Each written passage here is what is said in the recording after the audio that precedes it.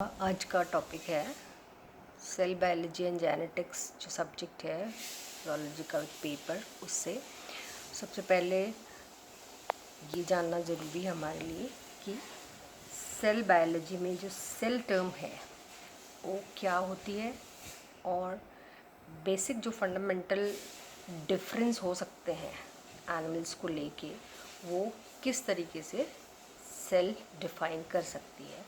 तो जो आज का टॉपिक है वो है introduction to cell and the concept of prokaryotic and eukaryotic cell. जैसा कि हम सब जानते हैं, प्रीवियस क्लासेस में भी हमने पढ़ा हुआ है कि सेल स्मॉलेस्ट लिविंग यूनिट होती है। इसको हम संरचनात्मक और कार्यात्मक इकाई कह सकते हैं किसी भी एक प्राणी की। तो जो सेल है वो माइक्रोस्कोपिक होती है, उसको सिर्फ सूक्ष्मदर्शी के द्वारा ही देखा जा सकता है। नेकेड आइज से बहुत कम सेल्स हैं जिसको देख सकते हैं आप, रेयरेस्ट टू रेयर्स। अब ये प्रश्न आता है कि ये जो सेल है वो सब जो वर्ड है वो किसने कॉइन किया था, कौन ऐसे साइंटिस्ट थे जिन्होंने सबसे पहले सेल को देखा और इसको नाम दिया। तो सेल को, जैसे कि हम जानते हैं कि इसकी स्टडी करना माइक्रोस्कोप के बगैर संभव नहीं होता है। तो सबसे पहले जो एक साइंटिस्ट थे एंटन वॉन लीवेनहॉक, 1632 से ले के 1723 तक उनका जीवन काल रहा और उन्होंने पहला सिंपल माइक्रोस्कोप बनाया था। उन्होंने लिविंग बींग्स को स्टडी किया था और एनिमलक्यूल करके नाम दिया था। लेकिन जो वर्ड सेल है, सेल शब्द का जो कॉइन करने वाले थे वो थे रॉबर्ट हुक।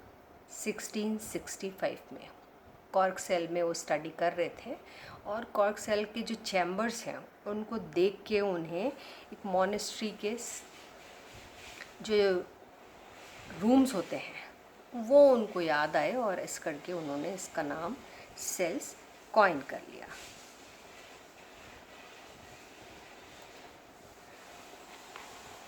तो जो अर्ली कॉन्ट्रीब्यूशंस रहे सेल बायोलॉजी के फील्ड में वो थे कि रॉबर्ट हुक, जिन्होंने सबसे पहले सेल को देखा कॉर्क में और नोट किया, बहुत सारे बॉक्सेस उनको वहाँ दिखाई दिए 1665 में। और एंटन वॉन लीवेनहॉक जो थे उन्होंने पॉन्ड वाटर में लिविंग थिंग्स भी देखी और एनिमलक्यूल करके उन्होंने उसको नामकरण किया। फिर उसके बाद 3 साइंटिस्ट जो कि सेल बायोलॉजी की फील्ड में इम्पॉर्टेंस रखते हैं वो थे थियोडर स्वान, मैटिस शिल्डन और रुडोल्फ विर्चो। जो पहला नाम है थियोडर स्वान, एक जियोलॉजिस्ट थे और इन्होंने ऑब्जर्व किया कि जो एनिमल्स हैं उनमें सेल्स होती थी। बेसिकली जियोलॉजिस्ट थे। फिर मैटिस शिल्डन जो थे वो बॉटनिस्ट थे, उन्होंने प्लांट्स में सेल्स को देखा और इनके कार्य के बाद करीब 50 साल हो गए थे उस बात को। उस के बाद इन्होंने ऑल्सो रिपोर्ट किया और एक जो बेसिक फंडा उन्होंने दिया वो ये कि सेल्स को प्रोड्यूस करने के लिए सेल्स की ही ज़रूरत रहती है, यानी कि जो सेल्स है वो प्री एग्जिस्टिंग सेल्स से प्रोड्यूस होती है। तो सेल थियोरी जो आई वो सेल थियोरी 1839 में थियोडर स्वान और शिल्डन ने कहा कि सभी जो लिविंग थिंग्स हैं वो कोशिकाओं के बने होते हैं। मतलब जितने भी जीवित प्राणी हैं उनका बेसिक फंडामेंटल यूनिट जो आज हम पढ़ते हैं कि कोशिका है, वो उन्होंने ही प्रतिपादित की थी और कहा कि सब लिविंग सेल्स जो हैं वो सेल्स के बने हुए होते हैं। और ऑलमोस्ट 50 ईयर्स के बाद जो रुडोल्फ विर्चो थे उन्होंने कहा कि जो सेल्स हैं वो प्री एग्जिस्टिंग सेल्स के द्वारा उत्पन्न होती हैं। तो मेन जो बेसिकली फंडा आया वो ये आया कि जो आधुनिक सेल थ्योरी है या प्रिंसिपल्स ऑफ सेल थ्योरी हम कह सकते हैं, उसमें कि पहली चीज़, all living things are made up of cells, यानी सब जीवित प्राणियों में कोशिका की अनिवार्यता होती है। ये जो कोशिका है वो स्ट्रक्चरल और फंक्शनल यूनिट होती है किसी भी ऑर्गेनिजम्स की। कोई भी कोशिका पूर्व कोशिका से उत्पन्न होती है by the process of reproduction.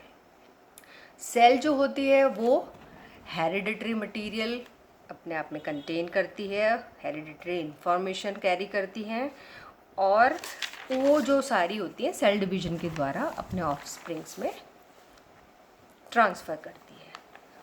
सभी जो सेल्स होती हैं उनका केमिकल कॉम्पोजिशन यानी रासायनिक संगठन और जितनी भी उपापचयी प्रक्रियाएं होती हैं वो लगभग सेम होती है, लेकिन फिर भी कुछ मुख्य फंडामेंटल या आधारभूत डिफरेंसेस होते हैं लिविंग वर्ल्ड में, और उसके आधार पर जो कोशिकाएं हैं उनको दो टाइप्स में डिवाइड किया जा सकता है, प्रोकैरियोटिक और यूकैरियोटिक। प्रो जो शब्द है वो होता है प्रिलिमिनरी, आदिम, प्रिमिटिव, और कैरियोस जो शब्द है वो होता है न्यूक्लियस के लिए। यू मतलब एडवांस्ड। तो जैसा कि इनके नाम है वैसे ही कि प्रोकैरियोटिक जो सेल्स होती है उसमें जो न्यूक्लियस होता है वो प्रिमिटिव टाइप होता है, और यूकैरियोटिक सेल्स में advance type of nucleus present रहता है। अगर हम और इसको थोड़ा सा जानने की कोशिश करें कि क्या प्रोकैरियोटिक और यूकैरियोटिक सेल में डिफरेंस होता है, तो प्रोकैरियोटिक सेल्स सबसे सिंपलेस्ट सेल्स होती हैं, ऐसी कोशिकाएं जो सबसे पहले धरती पर अवतरित हुई। इसके मुख्य जो एग्जाम्पल हैं उसके रूप में अपन बैक्टीरिया दे सकते हैं। इसके अलावा ब्लू ग्रीन एल्गी जो होती है वो भी, और आर्किया, ये कुछ एग्जाम्पल्स हैं जो प्रोकैरियोटिक सेल्स के हो सकते हैं। इन सेल्स में जो मुख्य बात होती है वो ये कि न्यूक्लियस प्रेजेंट नहीं होता है, न्यूक्लियस नहीं होता है, और जो डीएनए है वो सर्कुलर होता है और साइटोप्लाज्म में फ्लोट करता रहता है, और जहाँ पे जो डीएनए पाया जाता है उस रीजन को कहा जाता है न्यूक्लियोइड। मतलब कि जो न्यूक्लियस है वो मेम्ब्रेन बाउंड स्ट्रक्चर नहीं है, और जो डीएनए है वो फ्लोट करता है साइटोप्लाज्म में, और जो उस रीजन को जिसमें कि डीएनए फ्लोट करता है, सर्कुलर डीएनए, वो रीजन कहलाता है न्यूक्लियोइड। सेल्स जो होती हैं इनमें डिफरेंस एक साइज़ का भी हो सकता है, चाहे प्रोकैरियोटिक सेल हो या यूकैरियोटिक सेल। लगभग 0.2 माइक्रोमीटर से लेके 15 माइक्रोमीटर इनका साइज़ वेरी करता है। प्रोकैरियोटिक सेल, अगर हम इसको नट शेल में बात करें तो प्रोकैरियोटिक सेल जो फर्स्ट सेल थी, सेकंड, इसमें कोई मेम्ब्रेन बाउंड न्यूक्लियस नहीं होता है, जो रीजन ऑफ डीएनए कॉन्सेंट्रेशन होता है उसको न्यूक्लियोइड कहा जाता है, और इसके अलावा अन्य प्रकार के कोशिकांग या ऑर्गेनल्स भी नहीं होते हैं जो कि मेम्ब्रेन बाउंड स्ट्रक्चर्स कोशिका की विशिष्टता होती है, जैसे कि गोल्जी बॉडी है, राइबोसोम्स हैं। प्रोकैरियोटिक सेल्स में जो राइबोसोम्स होते हैं वो भी साइटोप्लाज्म में फ्लोट करते हैं, जबकि एडवांस सेल्स जो यूकैरियोटिक सेल्स होती हैं वहाँ पर ये जो राइबोसोम्स होते हैं वो एंडोप्लाज्मिक रेटिकुलम पे प्रेजेंट होते हैं।